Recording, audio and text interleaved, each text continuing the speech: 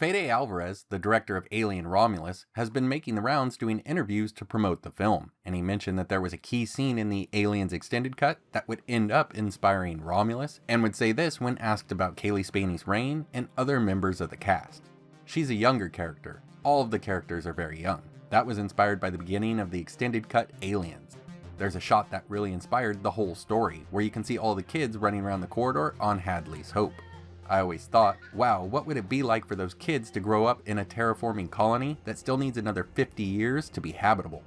You're probably going to take the same job as your parents. What's the hope? Making him think, wouldn't it be great to catch up with those characters? Not exactly those characters, but the type of young kid growing up in a Weyland-Yutani shake-and-bake colony, and see how their life would be when they reach their early 20s. What do they want out of life? Do they want to stay there and do what their parents did? Work the mines, work the farms, and that's it? Or do they want more out of life? That was what kickstarted my whole journey of this character. It was something I was always fascinated with. Maybe it's because I'm from Uruguay, and the idea of growing up in a place where you know how far you can get, and the things that happen there, and the things that will never happen there. So at the same time, I was always connected with those characters. To be fair, this scene always stood out in my mind as well. I was 11 when Aliens came out on VHS in 1987, so seeing the kids playing around on Hadley's Hope always looked like absolute fun to me, making me wonder what it would be like to grow up there. I mean, just listen to these kids.